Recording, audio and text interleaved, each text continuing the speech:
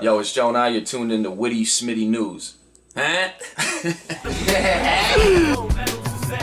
gotta glow, I'll take credit for that. I'm inviting you to the winner's circle, baby. What's better than that? Nah, what's better than that? Nah, what's better than that? Nah, what's better than that? Nah, what's better than that? I see where you are in life, don't settle for that. I want you in my winner's circle, what's better than that? I'm a miracle in the flesh, I'm like Christian Smith, Witty Smitty News. Smitty News. Joined the legend Marv Won. Just had a fire battle with our champ, Lev Corso. How do you think the battle went? Man, I think it went really well, man. I was very proud of the performance he put on tonight. You know what I'm saying? The crowd was definitely on his side, man, as they should be for the champ. I was very happy, man. I was glad I could be a part of it.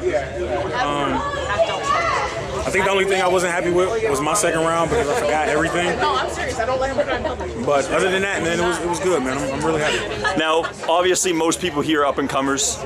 You only saw a couple battles, but was there anyone that stood out to you that thinks ready for that next step? I think Lev.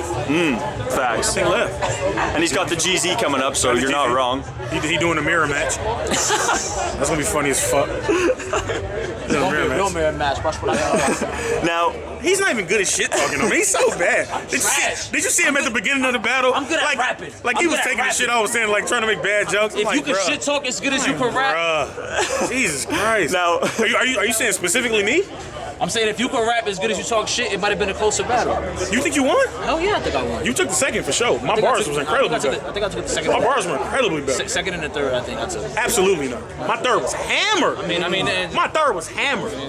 You like Martin from Life? If you make it past the gun line, you gonna get burned by what's on the other side of it. Yeah, I was you fine. don't think of shit like that. Your beard too small. Buy one get one. You don't think of shit like that, bro. Buy one get one. Your beard is too small. No, you did good though. I want to touch on your beginning. Now, Verse Tracker has the 2-on-2s listed as your first battles. Obviously, that's not the case. Eminem was in like 01, 02. This DVD was in 2006 though, so that's before. That's Yo, before. this is like Nardwar. This is like battle rap Nardwar. That's before that. Yo, I don't even have this. So what? You can have that then. Nigga. I got you. Yo, that's I got you. fire. Yo, I don't even have this. We watched it last night, so I'll let you take it. I'll let you take it. I watched it last night. And I wasn't even the main event on this. I know X Factor was. X Factor and Avalanche. Yeah. Avalanche was popping. I remember that. So he had just came on fucking 106. He was popping. So what was your first battle then though? Because obviously Verse Tracker doesn't have it right with that there, the M shit. First battle? I'm not sure. I don't remember actually. So it was that long. Probably like something in the school or the street kind of thing. Oh, I mean, if it was school, then of course I've been rapping since I was in the 7th grade, like probably like everybody. So my first battle may have been in school. My first real battle, like the first battle that I really prepped for, was against there's an artist from Detroit. His name is Big Gov. We went to the same high school, and at that time he was known as Tech 9, and he would come. This is so funny. He would come to school. He was like he was one of them niggas. He was getting money, and I wasn't necessarily getting money like him at the time. So when he came to school, and the cool. He like the crazy flavor coochie, like the real one. And everybody knew him as the nigga who was rapping, so I was like trying to make my bones. And he would like transform into his rap character, and he would take his Coochie sweater off, and he would have on like a white t-shirt with like one arm cut. Like if you was a hooper, you would cut the one arm off his shirt. And he had a fucking bike chain with a master lock on it. I swear to God, and we battled for at least 3 or 4 lunch periods. That was the first battle that was like, yo, like you. Like I had to prep for. And back in that day, you weren't writing. Yeah. So it was just a whole bunch of, I was freestyling for no fucking reason. I'm not even saying the shit that I was saying at the crib because I couldn't remember. It was just fucking pointless. Now, can you talk about that DVD though? Because Proof Bizarre hosted that. R.I.P. Proof. Crazy ass card too. We watched it last night. The whole event's actually fire. Yo, it was more like a Fight Club environment. You guys were rapping over that little round table. Look, you know what's crazy? What's crazy about this? Nims is one of my better friends in rap. Nims is that nigga. Like a lot of niggas who battle now, like on that like real cocky disrespect shit, they got it from Nims. They really got it from Nims. And Nims was my man. And when he came to the city that day, we went to the studio. And we weren't supposed to battle. Like, we weren't supposed to battle. I wasn't even battling. And Bizarre called me last minute like, yo, Nim's opponent can't battle. Can you battle? And that was back in the days where you just had verses on deck. Yeah, so you were ready at all times. And I was scared of Nims. I had saw, like, Nims was crazy. And we were saying that when we watched it last night, too. Like, at first I was scared of Nims. His personality was crazy. And it was super crazy because he had a set thing of rhymes, but because he wasn't from Detroit, they were brand new fucking bars. So I was like, he had battled before. I think he had battled X Factor before. Yeah. And it was a good battle. So when Bizarre asked me, I was like, fuck it, you know what I'm saying? I ain't no punk. I'm at the crib. You know what I'm saying? I ain't no punk. I'm at the crib. Like, I'm that nigga. I'm that nigga where I'm from. I'm that nigga. So I'm like, fuck it. 3 verses on deck. What people don't know, or if you ever get a chance to see this DVD, which is fucking fire, like I can lightweight cry. I lightweight want to cry because I miss Honestly, my nigga. Like I really do. This is fucking crazy. No, yeah, you can keep that, man. That's from me to you. Like for real. Like, I figured you had it, to be honest. Nah, man, we didn't have it. But I'm glad I got. Yo, I literally. It's fucking crazy. This is how serious I take this shit. I ordered that as soon as you agreed to the interview. I found that online and ordered it immediately. Yo, that's crazy because what's super crazy is we did a thing where whoever won the coin toss, you know, you get to go first or second. I chose to go first because on the second round, the nigga who went second in the first, he goes first in the second. Okay. So you gotta play chess a little bit. So what people, if you ever get a chance to see this DVD, Proof, when I said, I was like, I go first. And Proof was like, ah, damn, give it up for Marv Won. He said he going first. And then I rapped, and then Nims rapped. And then Nims had to rap again. And when he was like, all right, round 2 on Nims, and Proof looked at me like, I get it. I get it.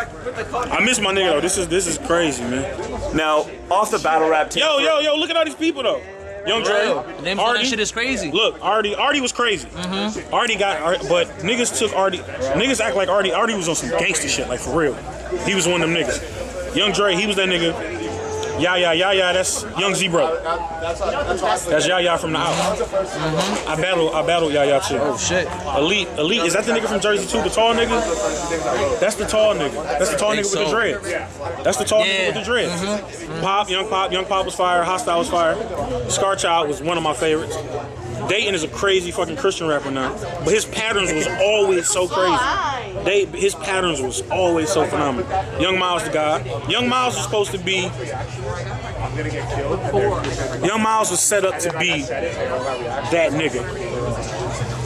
And when Miles went out to battle Lux, I was supposed to go with him, and I didn't go with him. And he was hanging around niggas who got him drunk and high and got him off his square. So that's why that battle looked like that. I didn't even know that. He hung around niggas who got him drunk and high and got him off his square. And I was so mad. Yeah, because you cooked. Because when Miles was popping, I had stopped battling. I had to deal. I had stopped battling. I had turned down 106. I had turned down, you know what I'm saying, something else that I wish I hadn't at the time. But Miles was set up to be that nigga. And people, and nigga, he called Gray Hoodie Lux. But Miles had some shit that battle. I remember him calling me, spitting this shit. And I was like, holy shit. But life happened and I couldn't make it to the battle. And he didn't smoke at the time, he didn't drink at the time. And he was hanging with some niggas who got him drunk out and got him off his square. Yeah. So nigga, he wasn't the same. Critical's my man. Me and Nims was fire at X Factor and Avalanche. That's crazy, man. Now, I want to get off the music. You kind of touched on it. You had a deal, obviously. Soundtrack of Autumn out now, by the way. Cop that shit. Get that shit now. Yeah, so I'm going to do something different with you, though. I'm going to list off some tracks, 5 songs, nothing too crazy. And I just kind of want you to give me a quick how it came about, what it was like in the studio kind of thing. Okay. So the first track that comes to mind is Welcome to Detroit remix with basically all of Detroit on the track. You know, I got 2 phone calls. That's no, Welcome to Detroit. No, that's you talking about Detroit versus everybody. Detroit versus everybody. Yeah, my bad. I got 2 phone calls. I got 1 phone call from Royce, and I got 1 phone call from Trick Trick. The phone call from Royce was like, "Yo, can you lay this verse?" And I was like, "Yeah, I got you." And then the next phone call I got from Trick Trick was like, "Nephew, I need you to lay this verse." I was like, "You got it." So then we weren't all in the studio at the time. Yeah. Well, I assume so. There was like 30 guys we on weren't that all track. in the studio. You can't get that many rappers. Yeah, exactly. In one place at one time. Ain't no studio that fucking big. Shout out to Calico too, another battler on that track too. Devin, Young Calico, Young Shoebox Money. Facts. That's crazy. So next track, Alex Foley featuring Danny Brown and Chips De Niro. All right. Shouts to Chips. Chips is one of the most underrated niggas from the city of Detroit. Ever. Chips is fire. Danny Brown, of course, is a fucking juggernaut. And shout out to House Shoes on the beat. We was just, this is right before Danny popped. And he was fucking with his producer Nick Speed. Nick Speed is also a fucking legend. G Unit producer, all that. He was fucking with Nick Speed, and he was fucking with House Shoes. That's a House Shoes beat. DJ House Shoes, the legend from the city. And it was one of those situations that was just like, I don't know why we were all in the studio. I don't know what we were working on or what somebody was working on. It just kind of worked together. It was just like Shoes was like, "Hey, I got this beat." And we fuck it, let's rap. What's crazy about that is if you listen at the beginning of the song, I wrote that rhyme on a sidekick LX. I had a sidekick, and you can hear me like flick it open. Yeah, you can hear me flick my shit at the beginning of the song. So the next song, Winner Circle, Royce the 5'9", and then the other song, Suicide Squad, Royce the 5'9". If you kind of want to connect those two together, I would never. You know what? I have no problem with saying that Royce is my favorite rapper. Royce is my favorite rapper. He's been my favorite rapper. And he's so underrated, it's ridiculous. Not anymore. He had the number one album not in the anymore. country. But he had the number 1 album in the country, independently. Nobody can take that from me. Technically. It's 2017. There hasn't been one person on the face of the earth that raps better than Royce the 5'9". Yeah. For the past 5, 6 And he's probably the only guy ever that's beat M on a track. And Sean. I think Sean got him on on Detroit versus everybody. I think Sean got him on that. But rather than that, I don't feel like a lot of people Sean gotta go. beat M. But Royce, for the past 5, 6 years, there hasn't been anybody rapping better than him, and that's excluding nobody. What's the best advice he's ever given you? Royce. I see it too. It pissed me off too. I'm like, He's currently telling me, because when I grew up, when I came up, it was more so about your technical ability. It was really about your technical ability, and I guess he's mad if anything's lying, but fuck. I think I battled too much. If you know me, then you know my personality is a little bit bigger than my raps. Yeah. That was fire. So Royce is always telling me to find a way to put my personality in my technical shit. But them 2 songs, like Winter Circle and Suicide Squad, it's never been anything that I could ask him that musically that Royce wouldn't do. And he's my measuring stick. So when it comes to bars, he's him. That's a fact. He's him, and I'm very blessed. I'm so glad he's just getting the recognition he deserves finally, you know what I mean? All jokes aside, man, although it's my man, I'm very blessed to have him in my close circle. I'll tell you a funny story about me and Royce. I didn't like Royce. Or I liked him as a rapper. And when I was coming up, I introduced myself to him a couple times. Yeah. And I felt that he slighted me. I felt that he kind of hold me, like pushed me to the side, like yeah, little nigga, whatever. So we had a mutual friend, and that mutual friend was like, hey, I gotta go to the studio real quick, ride with me. I'm like, all right. The session we went to was Royce's. So me being the nigga I am, like I don't.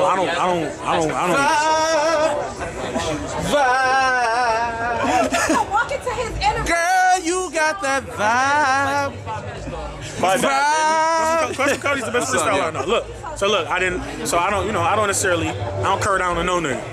So I was in the studio, and I wasn't fucking with him. I wasn't speaking to him. The shit he was playing was fire, but I was like, man, fuck this nigga. No, I'm swag. I'm swag out here. I'm swag. I'm like, I ain't fuck with the nigga, like at all. And it was his session. I'm in his session, and he basically stopped the music and was like, "Hey man, what the fuck is wrong with you?" I'm like, "What you mean?" He's like, "What the fuck is wrong with you? I'm playing this shit." Then I introduced myself. I said, "Yo, I'm Marv." He said, "I know who you are, nigga." And I told him, I was like, "Man, I ain't fuck with you. Like I introduced myself to you a couple times. You know what I'm saying? You kind of played me like I was a little nigga." And he was like, "Man, I don't remember that at all.